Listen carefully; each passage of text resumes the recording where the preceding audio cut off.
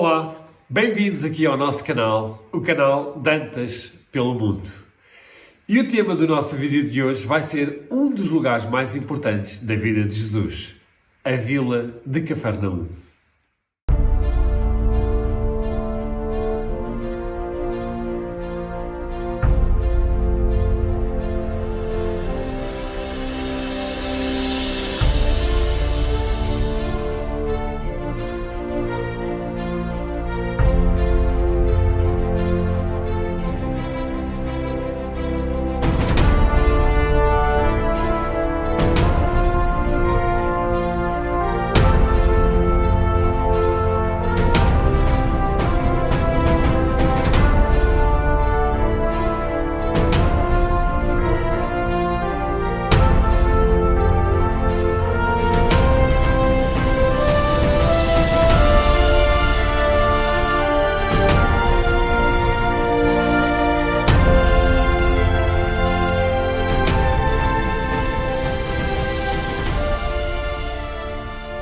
Cafarnaum vai ser um dos locais onde Jesus vai passar a maior parte do tempo e vai ser onde ele vai viver bastante.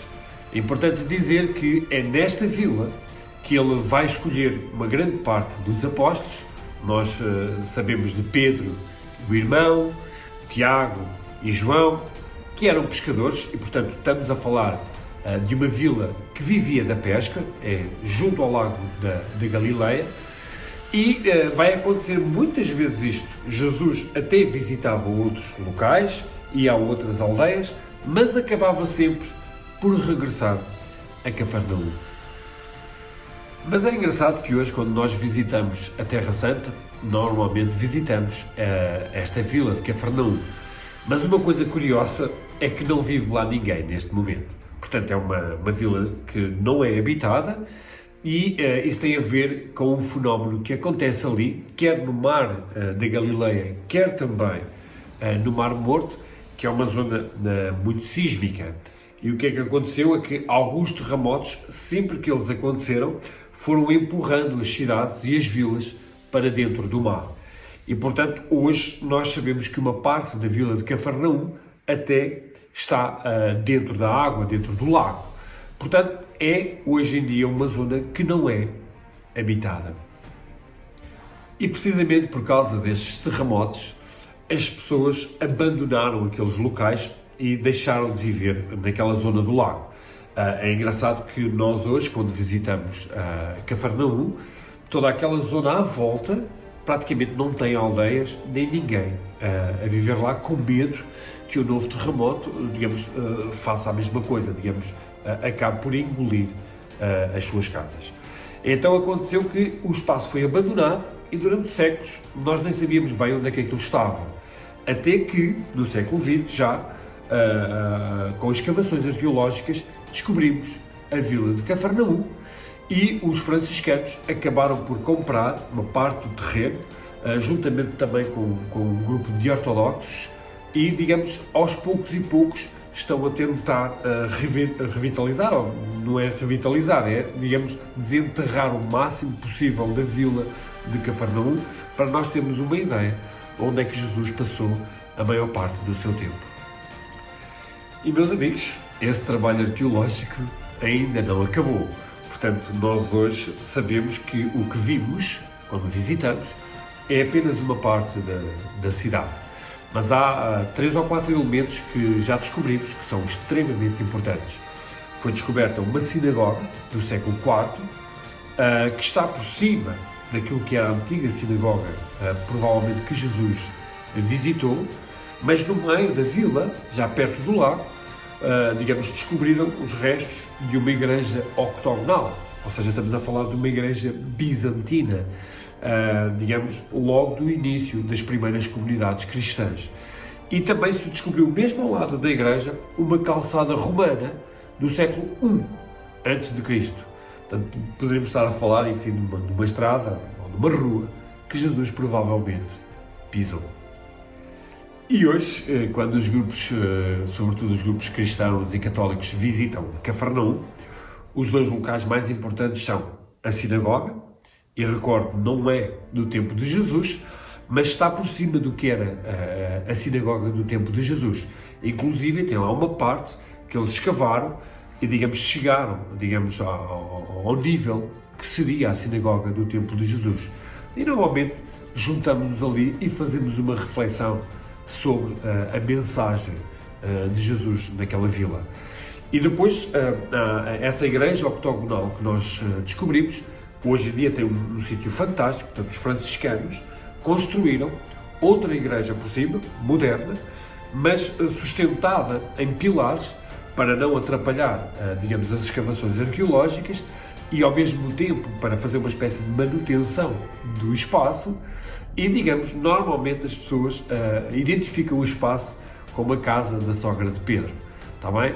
E, na realidade, seria nesta vila que Pedro e a maior parte dos apóstolos viveram. Agora, explicar porque é que Jesus escolheu esta vila de Cafarnaum. Bom, nos Evangelhos e tradicionalmente nós sabemos que o primeiro momento público de Jesus é as bodas de Canaã, que transforma a água em vinho. E na realidade ela está mais ou menos, é uma aldeia que fica a 20 km do lago. Mas depois Jesus dirige-se para o lago. E aqui é muito importante nós apreciarmos isto, porque quando nós chegamos ao lago, nós percebemos imediatamente o fervilhar e a importância daquele lago. E depois, se olharmos para os textos sagrados, o que é que nós percebemos? Primeiro, havia uma guarnição romana. Isso significa que havia um centurião. Isso significa que era uma cidade que tinha que ser protegida.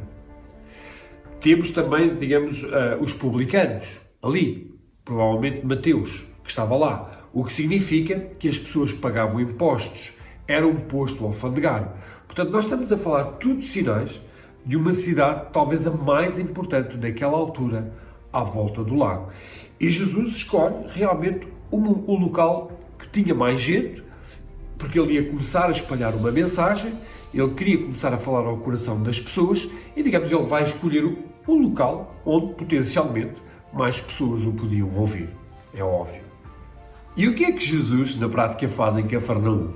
Assim, nós podemos dizer que parece que Jesus montou ali o seu quartel-general. Ou seja, as pessoas que escolhem para o acompanhar, basicamente são de Cafarnaum. E depois, durante 3 anos, constantemente os evangelhos estão a dizer: Jesus saiu de Cafarnaum e foi visitar qualquer outro local. Jesus regressou a Cafarnaum. Ou seja, Cafarnaum torna-se o centro, digamos, missionário da missão de Jesus. É dali que Jesus sai, é dali que Jesus volta. É ali que ele descansa, é ali que ele come, é ali que ele reza muitas vezes e depois sai para as aldeias vizinhas espalhando a sua mensagem. E não podemos esquecer que é ali que Jesus faz muitos milagres e conta muitas das suas parábolas. E inclusive utiliza, digamos, aquilo que as pessoas conheciam melhor, que era a realidade do mar e a realidade do campo, para transmitir a sua mensagem através das parábolas, está bem? Portanto, Cafarnaum acaba por ser não só um centro local, como também um exemplo para transmitir uma mensagem através da experiência do dia-a-dia das pessoas. Mas também não deixa de ser curioso que é aqui que Jesus faz a famosa profecia de Cafarnaum, Betsaida e Corazim, que acolheram o Filho de Deus, mas não o ouviram e que por isso iriam ser destruídas. E na realidade, essas 3 aldeias ou essas 3 vilas hoje desapareceram.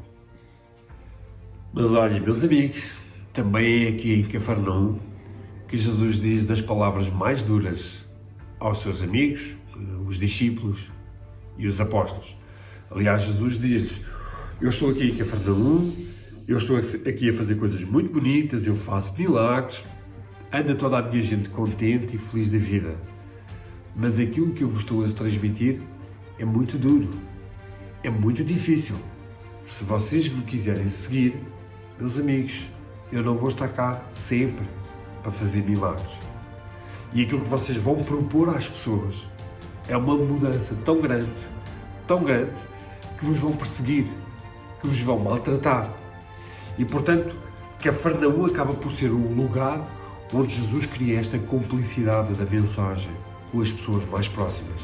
No fundo, ele está a prepará-los para as dificuldades que eles vão ter que enfrentar no futuro, e acaba por ser um lugar mágico e central na mensagem de Jesus, que é, provavelmente agora vocês não entendem tudo, mas quando vocês entenderem, vocês vão se lembrar desta paisagem, vão se lembrar destes momentos em que estivemos à volta da fogueira, a jantar, e vão se recordar do forte da minha mensagem. O que eu vos estou a propor para vocês me seguirem não é fácil, é muito duro.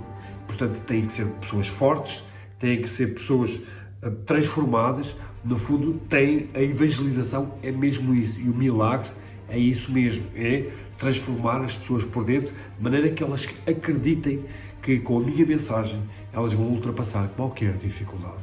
E Jesus preparou os apóstolos aqui, em Cafarnaum. E é engraçado que, por causa desta mensagem dura, que nasce aqui em Cafarnaum, esta figura de Pedro, uma espécie de líder natural dos apóstolos, porque sempre que Jesus dizia uma frase, uma linguagem dura, utilizava uma linguagem dura, Pedro reagia. E às vezes Jesus fazia-lhes as perguntas: vocês querem me seguir até ao fim? E Pedro dizia: sim, Senhor, nós estamos contigo. E houve vezes em que Jesus até questionou Pedro e disse-lhe: o que eu estou a pedir-te não é fácil, ok? Eu vou ter que morrer. Eu vou ter que passar por esta dificuldade. Vocês estão preparados para isso? Quem come a minha carne e bebe o meu sangue terá a vida eterna. Vocês estão a entender o que é isto? Dar o sangue, dar a vida por mim. E, portanto, quando nós depois vivemos a paixão, os apóstolos vão entender toda aquela linguagem de Jesus com base nestes momentos que eles passaram nesta vila de Cafarnaum. E é bom dizer que este espaço de Cafarnaum foram 3 anos da vida de Jesus, portanto não foi uma semana, ok? E evidentemente quando eles vão para Jerusalém e vivem a paixão, aquilo só faz sentido à base destes 3 anos, digamos quase de uma escola que Jesus utilizou para ensinar os seus discípulos e prepará-los para o que ia acontecer. E portanto, Cafarnaum é indiscutivelmente na mensagem de Jesus um dos momentos mais marcantes e centrais que nós devemos visitar na Terra Santa. E este, meus amigos, é o desafio que eu vos quero lançar de falar de Cafarnaum, ok? Para além de um sítio bonito, é recuperar este desafio que Jesus nos faz. Vocês querem seguir? Mudem de vida. Querem ser como eu? Querem me imitar? Então reparem, o caminho que eu vos estou a propor não é um caminho fácil, não é um caminho sem dor. E digamos, se vocês decidirem seguir e imitar, lembrem-se, vão ser perseguidos, vão ser maltratados, muita gente não vos vai compreender e inclusive vão querer-vos fazer mal e matar-vos. Portanto, este é o desafio e, portanto, é aqui que Jesus lança a base da nossa fé no cristianismo. Mas reparem uma coisa, é aqui que nasce uma das genialidades da mensagem de Jesus. Jesus sabia que estava a iniciar um movimento e teve 3 anos para o preparar. Tinha o seu quartel-general chamado Cafarnaum. Portanto, se Jesus quisesse criar uma revolta, ele tinha ali todas as condições. E durante estes 3 anos, a grande genialidade de Jesus é: pela violência, vocês nunca vão a lado nenhum. Portanto, Jesus não quis montar um exército. Jesus não quis criar uma revolta. O que a mensagem de Jesus é uma mensagem pela paz, pelo amor. Vocês vão transformar os corações das pessoas. E foi isso que ele ensinou durante 3 anos. E, meus amigos, para além da beleza natural daquele lago e daquela vila de Cafarnaum, aquilo tem associado esta dificuldade de seguir Jesus. Se ser cristão fosse fácil, não tinha piada nenhuma. E aquilo que Jesus propõe é o que eu vos estou a pedir quando me seguirem. Não é um caminho fácil. E ser cristão é enfrentar este desafio. E é enfrentarmos primeiro nós próprios e depois enfrentar aqueles que nos criam essa dificuldade de não queremos acreditar em Jesus. Portanto, Jesus disse, aqui em Cafarnaum,